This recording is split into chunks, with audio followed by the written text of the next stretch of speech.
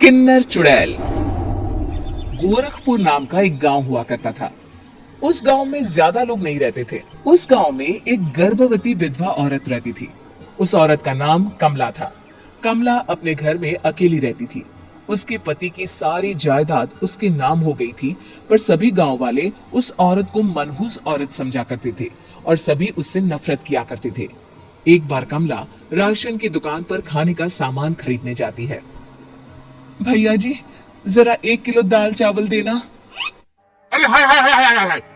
अरे मनहूस औरत, मेरी दुकान में अपशुगन करवाने आ गई क्या है? चल जा यहाँ से, मैं कुछ नहीं देने वाला हूँ तुझे। भाग भाग यहाँ से, चल जा, निकल।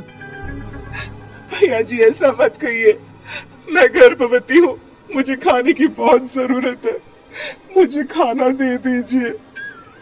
दुकानदार कमला को वहां से धक्के मारकर भगा देता है। तभी कमला रोते रोते उस गांव के किन्नरों के इलाके में आ जाती है। गांव वाले किन्नरों को उसी इलाके में रखा करते थे, क्योंकि वो लोग किन्नरों को पसंद नहीं करते थे और उनके इलाके में रहने से मना करते थे। तो किन्नरों ने उसी गांव में अपना एक इलाका बना लिया था। जब किन्नर लोग देखते हैं कि एक गर्भवती महिला रोते रोते उनके इलाके में आ गई है, तो सारे किन्नर कमला के पास जाकर उसका हाल पूछने लगते हैं। क्या हुआ बहन, तुम्हारी गर्भवती अवस्था में इतनी बुरी हालत कैसे है? तुम रो क्यों रही हो? तुम डरो मत, हम तुम्हें कोई नुकसान नहीं पहुंचाएंगे। तुम शांत होकर सब बताओ कि हुआ क्या है। मैं कमला हूँ, मैं गांव के दूसरे इलाके से आई हूँ। 2 महीने पहले ही मेरे पति की मौत हुई है। मुझे गांव के लोग मनहूस मानते हैं, क्योंकि मैं विधवा हूँ और गर्भवती भी। वहाँ के लोग मुझे खाने के लिए कुछ बेचने के लिए भी तैयार नहीं, जिससे मेरा गुजारा नहीं हो रहा था। कोई बात नहीं कमला, हम तुम्हारा ख्याल रखेंगे। किन्नर लोग कमला को एक खाली घर में रहने के लिए जगह दे देते हैं और उसकी देखभाल भी करते हैं। कुछ ही महीने बाद कमला अपने बच्चे को जन्म देती है, पर अफसोस, कमला बच्चे को जन्म देते ही अपनी जान गंवा देती है। जब सब किन्नर बच्चे को देखते हैं तो बहुत खुश हो जाते हैं, क्योंकि वो बच्चा भी किन्नर ही था। कमला ने एक किन्नर बच्चे को जन्म दिया था। अब इस बच्चे की देखभाल कौन करेगा? हम तो इस बच्चे को गांव के दूसरे इलाके में भी नहीं भेज सकते। अरे तो क्या हुआ, इस बच्चे की माँ नहीं रही तो हम इसे पालेंगे। अब ये हमारे इलाके में रहेगा, हमारे साथ रहेगा। फिर वो किन्नर उस किन्नर बच्चे को गोद ले लेते हैं, उसका नामकरण कराते हैं। उस किन्नर बच्चे का नाम शक्ति रखा जाता है। देखते ही देखते शक्ति बड़ी होने लगती है।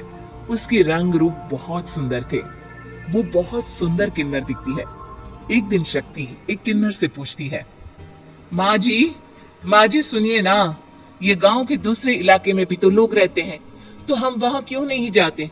हम उनसे अलग क्यों रहते हैं? शक्ति, क्योंकि वो लोग हमारे जैसे नहीं, वो लोग हमें पसंद नहीं करते, इसीलिए हम उनसे अलग रहते हैं। क्यों? वो हमें क्यों पसंद नहीं करते? मुझे एक बार उस इलाके में जाना है, मैं एक बार वहां जाकर घूम कर आऊं।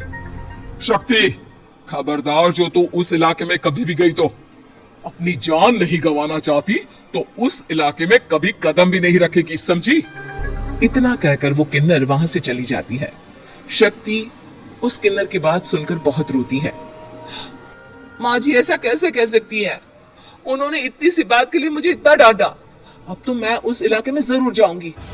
फिर एक दिन शक्ति गांव के दूसरे इलाके में चुपके से जाती है। ये लोग तो हमारे जैसे ही इंसान हैं, तो ये हमसे नफरत क्यों करते हैं? जब शक्ति उस इलाके में पहुंचती है तो गांव के सारे आदमी उसके रूप से मोहित हो जाते हैं। वो लोग ये अंदाजा नहीं लगा पाते कि वो किन्नर है। शक्ति की सुंदरता देखकर सारे गांव वाले उसकी तारीफ करने लगते हैं। तभी गांव का चक्कर लगाने गांव के जमींदार का बेटा हर्ष वहां पहुंचता है।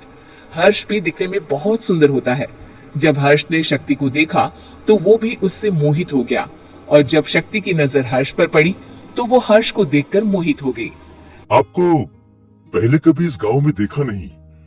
इस गांव में आप नए हैं क्या? जी नहीं, वो मैं बस। तभी शक्ति बोलते बोलते रुक जाती है और मन में सोचने लगती है, अगर मैंने इनको बता दिया कि मैं दूसरे इलाके से आई हूँ तो वो समझ जाएंगे कि मैं किन्नर हूँ, इसलिए मुझे इनसे झूठ ही बोलना पड़ेगा। शक्ति हर्ष को कहती है, जी हाँ, मैं इस गांव में नई आई हूँ, यहाँ अकेली रहती हूँ। वैसे आप कौन है? आप भी इसी गांव में रहते हैं? जी हाँ, मैं इस गांव के जमींदार का बेटा हूँ। आपको किसी भी चीज की जरूरत पड़े तो आप मुझे बता देना, मुझे अच्छा लगेगा। ऐसे ही शक्ति और हर्ष एक दूसरे से रोज मिलने लगते। वो दोनों अपने प्यार का इजहार करने एक दूसरे से मिलने जाते हैं। तभी शक्ति का पीछा करते करते एक किन्नर वहां आ जाती है। शक्ति, मैं तुमसे बहुत प्यार करता हूँ। मैं तुमसे शादी करना चाहता हूँ। क्या तुम मुझसे शादी करोगी? हाँ हर्ष, मैं तुमसे शादी करूंगी, पर मैं तुमको अपने बारे में एक सच्चाई बताना चाहती हूँ जो मैंने तुमसे छुपा कर रखी है। तभी उनके बीच में ही वो किन्नर आ जाती है। शक्ति, तेरी हिम्मत कैसे हुई ऐसा करने की? वो किन्नर शक्ति को खींचकर गांव के जमींदार के पास ले जाती है। हर्ष भी वहां शक्ति को बचाने के लिए पहुंच जाता है। जमींदार शक्ति और हर्ष के प्यार के बारे में सुनकर गुस्से में आ जाता है और शक्ति को गांव के बाहर निकालने की सजा देता है। शक्ति ये बात सहन नहीं कर पाती और कुएं में कूदकर अपनी जान दे देती है। जमींदार हर्ष की शादी गांव की एक लड़की से करवा देता है, पर हर्ष इस शादी से खुश नहीं होता। शक्ति अपना बदला लेने के लिए मरने के बाद किन्नर चुड़ैल बन जाती है। अब मैं इन गांव वालों को नहीं छोड़ूंगी, अब इनसे मैं अपने प्यार का बदला लूंगी। किन्नर चुड़ैल गांव वालों को परेशान करना शुरू कर देती है। एक बार वो रात को गांव के खेतों में पहुंच जाती है और वहां आग लगा देती है। सारी फसल जल के राख हो जाती है। जब एक आदमी रात को उठकर देखता है कि खेत में आग लग गई है, तो वो वहां पहुंच जाता है। वो देखता है कि खेतों के बीचों बीच एक किन्नर चुड़ैल खड़ी है और वहां खड़े होकर ताली बजा रही है। गांव वाला किन्नर चुड़ैल को देखकर बेहोश हो जाता है। जब सुबह उस आदमी को होश आता है तो वो सीधा जमींदार के पास जाता है। अरे जमींदार साहब, अरे वो किन्नर चुड़ैल ने मेरी सारी फसल जला दी। अब मैं क्या करूंगा? क्या होगा मेरा? जमींदार चुड़ैल किन्नर का नाम सुनते ही सब कुछ समझ जाता है। अब वो बहुत डर जाता है। उसी रात को जब जमींदार डर के मारे अपने कमरे में सो नहीं पाता, तभी वहां अचानक से किन्नर चुड़ैल आ जाती है। किन्नर चुड़ैल जोर जोर से जमींदार के आगे खड़ी होकर हंसने लगती है और ताली बजाने लगती है। जमींदार उस डरावनी किन्नर चुड़ैल को देखकर बहुत डर जाता है। तूने मेरे साथ बहुत बुरा किया, अब मैं तुझे जान से मार दूंगी। नहीं, मुझे माफ कर दो, मुझे मत मारो। मैं कभी ऐसा दोबारा नहीं करूंगा। अब तुम जो बोलोगी वही मैं करूंगा।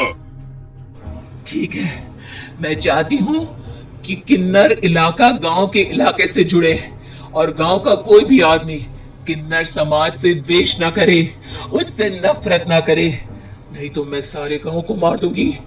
और तुम गांव में एक नया कानून बनाओ कि अगर किसी ने भी किन्नर समाज को हानि पहुंचाने की कोशिश भी करी या इनसे भेदभाव करने की भी कोशिश करी, तो उनको कड़ी से कड़ी सजा मिलेगी।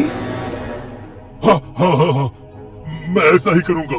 तुम जो बोलोगी वो मैं करूंगा, पर मुझे जाने दो प्लीज। तब वो किन्नर चुड़ैल वहां से चली जाती है। गांव का जमींदार किन्नर चुड़ैल का कहा मानते हुए दोनों इलाकों को एक कर देता है और नया कानून भी लागू कर देता है। तब से वहां किन्नर समाज और बाकी गांव वाले शांतिपूर्वक रहने लगते हैं।